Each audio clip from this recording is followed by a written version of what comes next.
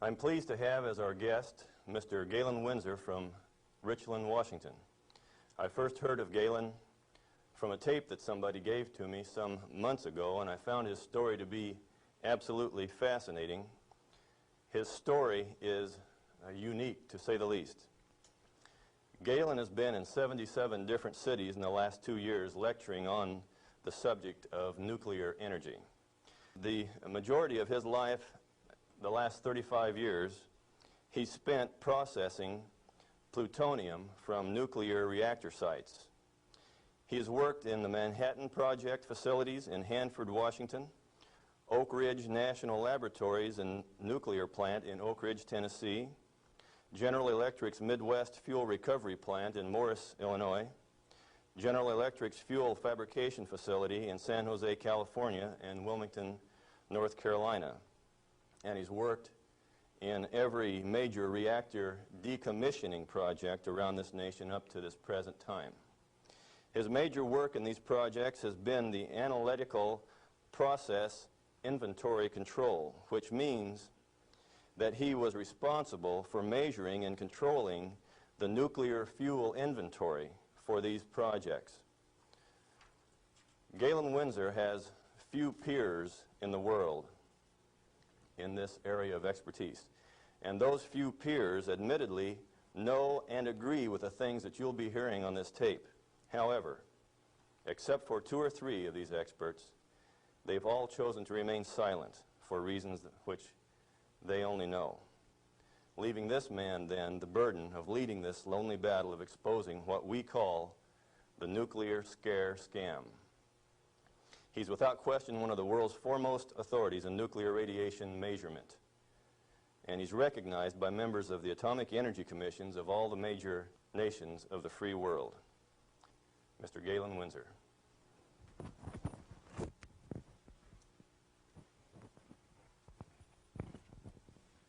God bless you. Thank you, Ben.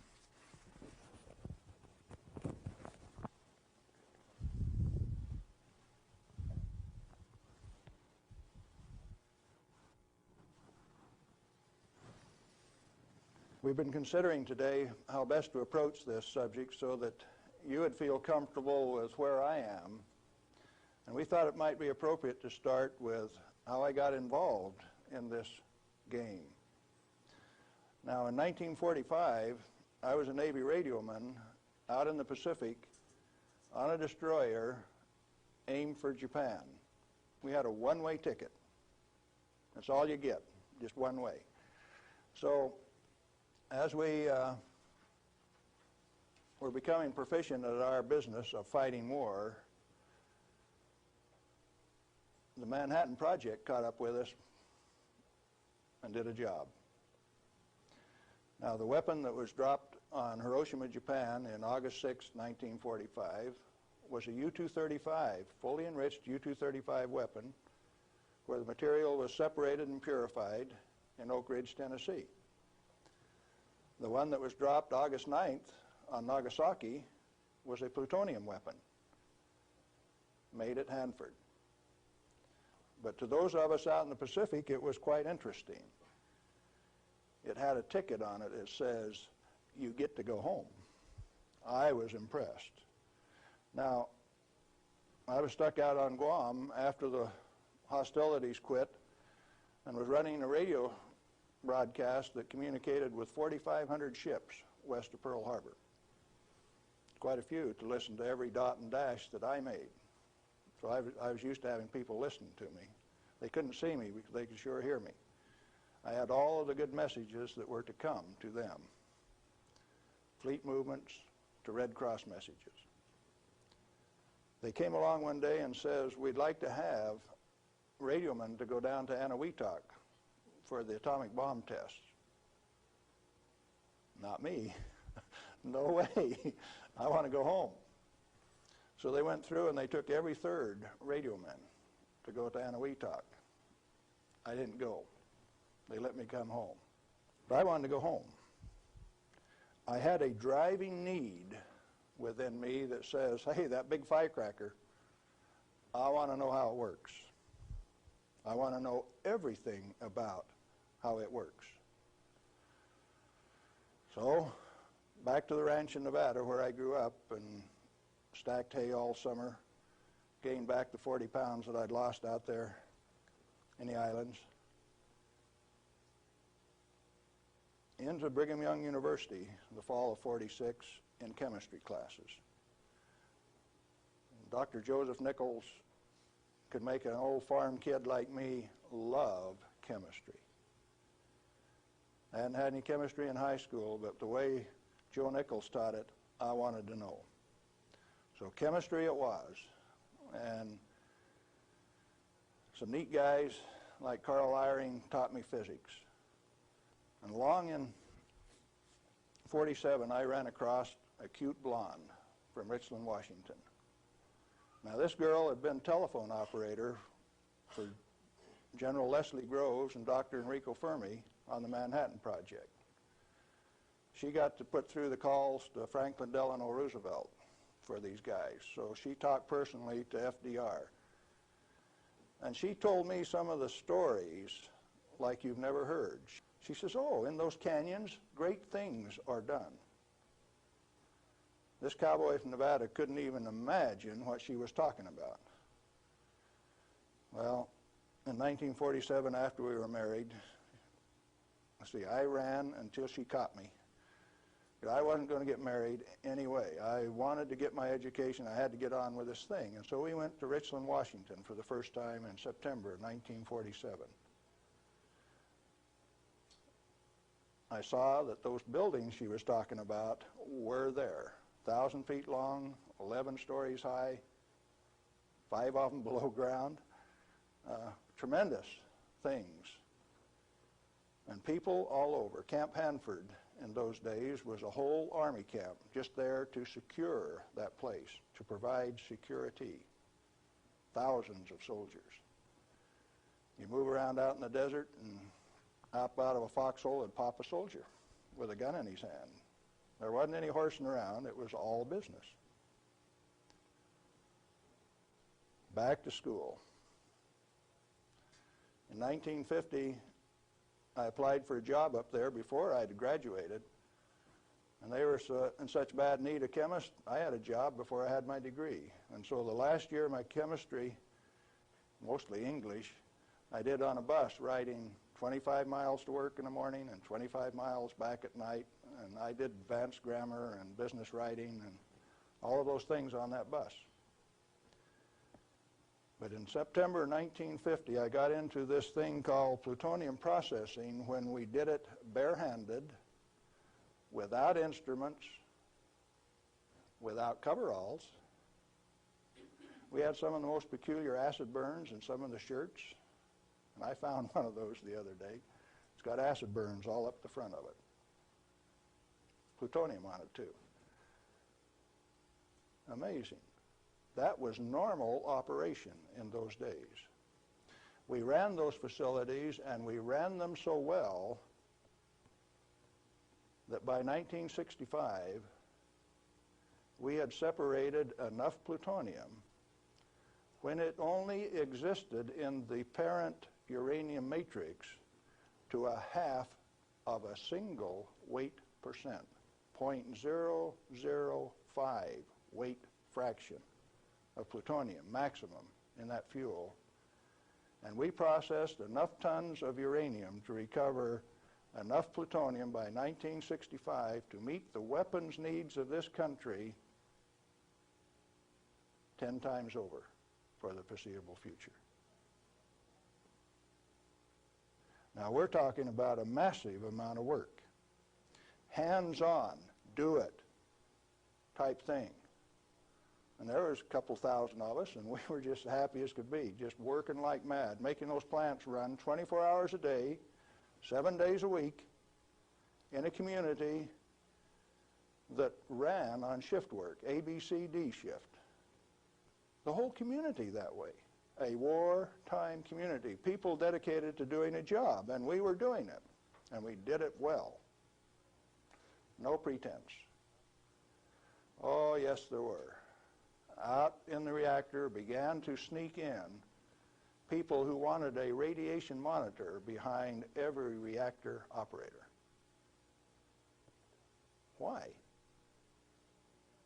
We know how to make these things run. When we got a metal fuel element stuck and it fell down on the trampoline back of the reactor, we'd go in with our feet and kick it off into the pool, smoking, burning. If you didn't have an instrument, you didn't know it was too hot, so you just went in and kicked it. Finally, along came a rule maker that says, thou shalt not do that. You'll get burned. Oh? I didn't get burned when I did it last week. But you exceeded the limit. Well, where did this limit come from? Turns out that in 1934, the International Commission on Radiation Protection fabricated a limit for X-rays. It was no longer permissible to be burned by them, erythema, reddening of the skin. You now had to keep a limit called 0.2 of an R per day. How much is that? Well, you've got to have one of these Beckman instruments to read it, and you have to keep time of exposure. You know, there are 4 requirements on this thing: the size of the source, therefore the strength of the source, the distance from the source, the time of exposure, and the intervening shielding to keep from getting burned. Oh, fine. We've been doing this thing for years now, and we've never been burned. Why have we got these rules? And they says, yours is not to ask questions, yours is to do and die. Don't you ask questions. If you do, you might disappear. Those who broke the rules didn't appear the next day. Military rule? Oh, yes. Absolute. What was your appeal?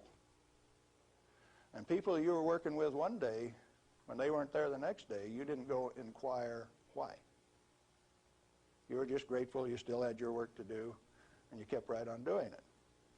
Now, this is in the United States of America.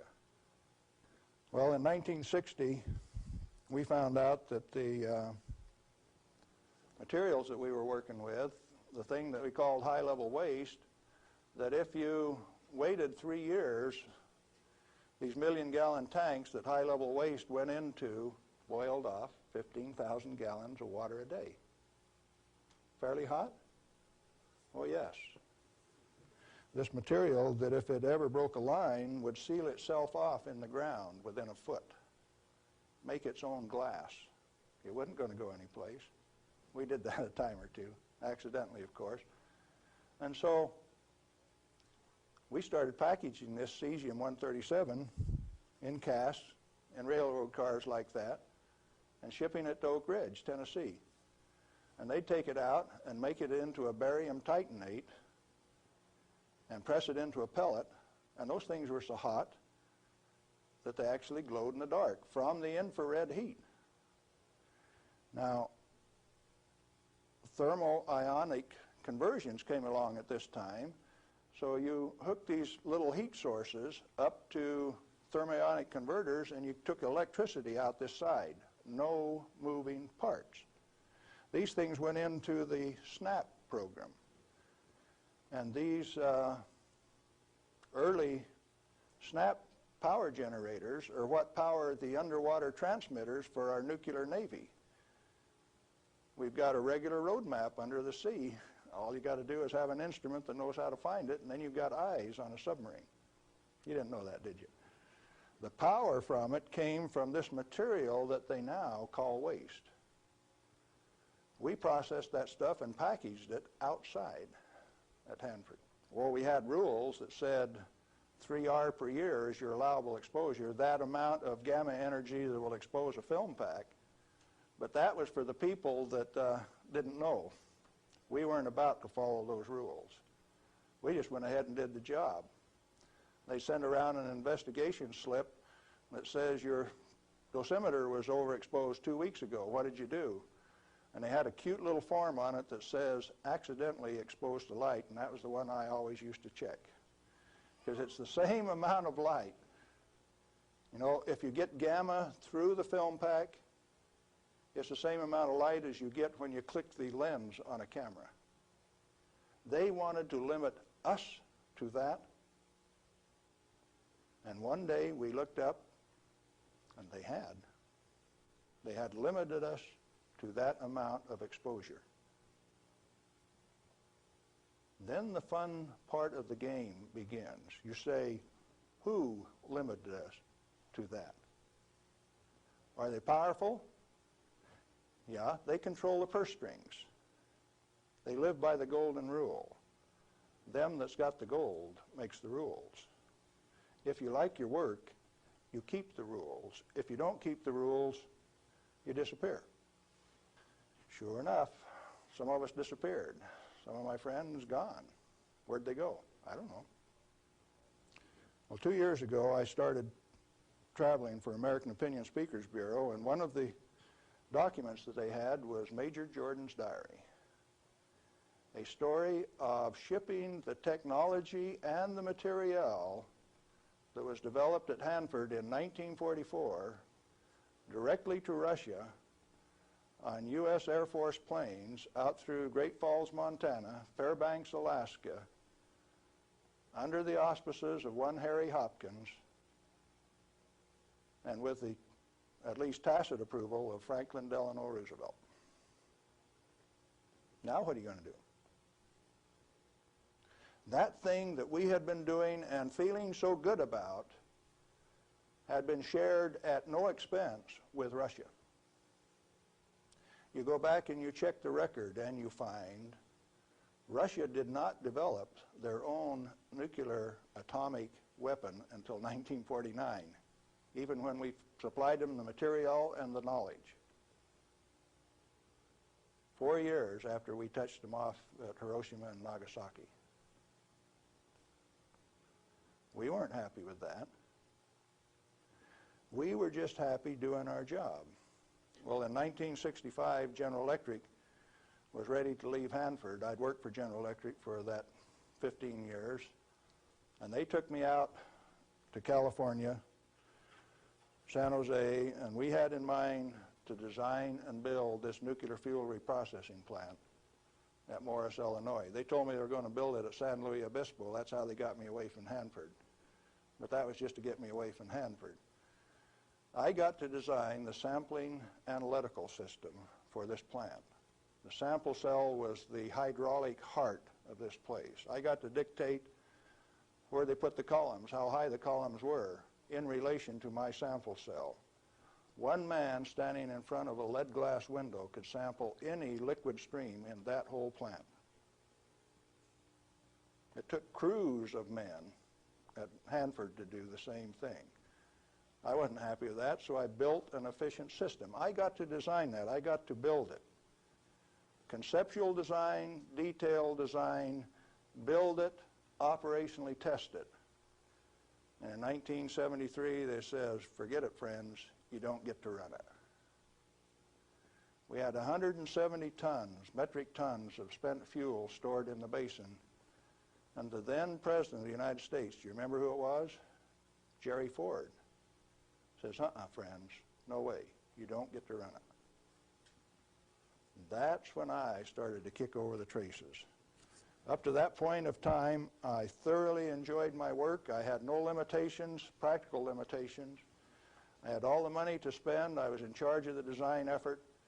I built it the way that I wanted to because it was technically correct. All I had to do was check with engineers and make sure that it was right.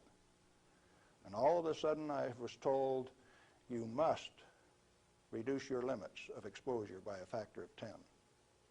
I says, I won't do it. First thing you know, you got the word that says, oh, yes, you will. I says, no way. Well, that's when the rebel, Galen Winsor, started to show up. And when I found out that by management conference I couldn't get to these guys, I figured out another way. Now, in this plant is a beautiful pool. It's got a place to store spent fuel bundles till it won't stop. 660,000 gallons of water, demineralized, just as clear and pretty as it can be. heated to 100 degrees Fahrenheit when the outside temperatures are -20, wind chill factors down to a -60, and I found out that I could swim in that rascal. You turn off the lights at night and it had a light blue Cherenkov effect. And this kid from Nevada that never could pass up a warm swimming hole used to go swimming in that pool. There wasn't anybody that had the nerve to swim with me, but since I was manager of safety and analytical services at this plant, it was mine to use. Oh boy. I found out that I could do that. I showed some financial types one time that I could stir that pool with my bare hand and check out through the same radiation monitors they did without triggering it. GE didn't like it. I got a letter from him that says, "Thou shalt not tell financial types that you can swim in the pool, that you can stir it with your hand, because if they find that out, they will steal the inventory. They will know that the inventory can be stolen." Oh, is that a valuable inventory? The same material that's labeled high-level waste by our current government, our current Congress. Now, plutonium is an interesting chemical element. It is created in a nuclear reactor. The Manhattan Project built 8 of these reactors at Hanford. The first one took 12 months from sagebrush to nuclear steam to build, and it had never been done in that size before. How could they do that? Why did they do it? To create this element called plutonium. Plutonium has been assessed as being the most hazardous material on Earth. Now, from the standpoint that you can make an atomic weapon out of it, yes, it is quite hazardous, because a piece of it that big, 2.5 kilograms, that's only 5 pounds, is the force that delivered 20,000 tons of TNT equivalent over Nagasaki. Indeed, it is hazardous. The one over Hiroshima that had fully enriched U-235 in it was 5 times as big. So plutonium is more dangerous than U-235, is it not? By a factor of 5. It takes 5 times as much U-235 as it does plutonium. Therefore, it is the most hazardous thing. Enter the great pretenders. They said that 5 grams of plutonium, properly distributed over the face of the Earth, would kill everybody on Earth.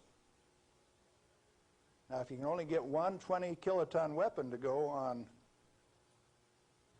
2,500 grams, how's 5 grams going to kill everybody on Earth?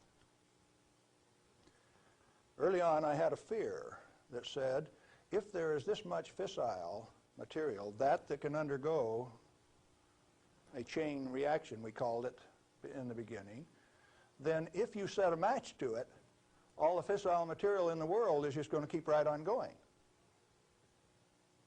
Totally unfounded fear.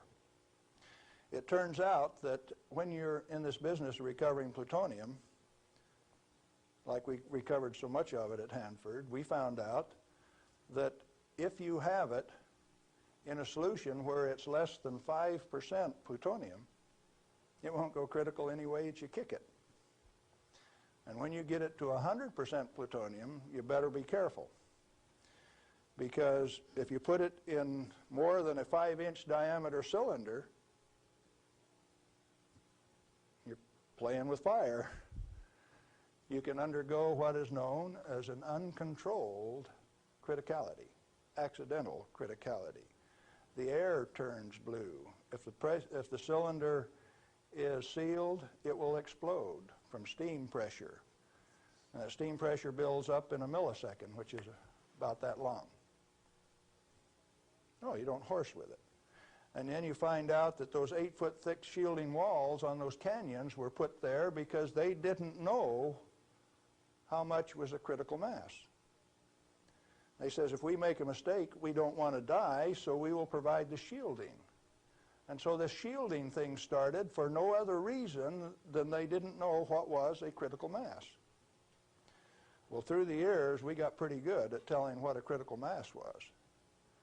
And I have worked in a plant where I had half a critical mass in this hand, barehanded, dressed in street clothes, half in this hand, wearing a lab coat, and I'd put this half in a pocket on this side and this half in a pocket on this side and walk down the hall. If those two ever got together, there would be a blue flash. They never got together because I was in between them. And we do that every day. And each half had to meet definite dimension characteristics. And so we'd take them down and pass them one half at a time, and they'd measure it and say, yeah, that one will pass. And then we'd pass them the other half, and that one will pass too. But they were carefully put in separate bird cages so they couldn't get together accidentally. Well, those of us who worked with it enjoyed it. We knew what we were doing. We worked at it. When the President of the United States decided not to operate that fuel reprocessing plant, I started scrambling to find out what was going on. Many things had been done in the name of health and safety. Don't get burned. You got to have a safety record. You have to be safer than anybody else. We were already safer than anybody in the whole world. Well, you can't afford to get burned with this. You've got to enforce the limits. You've got to keep it. And I says, hey, that's not what the ball game is at all. I'll bet you the ball game is something else. And in 1982, when the Congress passed the Nuclear Waste Policy Act of 1982, a guy by the name of Mo Udall, I don't know whether you people in Arizona have ever heard of him or not, authored that bill. It's called the High-Level Waste Disposal Act of 1982. The material he called waste is the reusable uranium fuel that I had been working on for 32 years. Needless to say, Mo Udall and I do not agree on whether that material is waste or not. The name of the game then is who owns the plutonium and how much is it worth? The government says bury it 3,000 feet deep in basalt, and we'll hold a contest among the states to see who gets to bury it. Oh? Why do you want to bury it? Did you ask the owners? Who is the owner of the plutonium? May I submit that it's most likely the nuclear power ratepayer. He has paid for the mining, the fabrication of the parent uranium, power generation, and is being charged in advance for its burial. If you're paying for it, to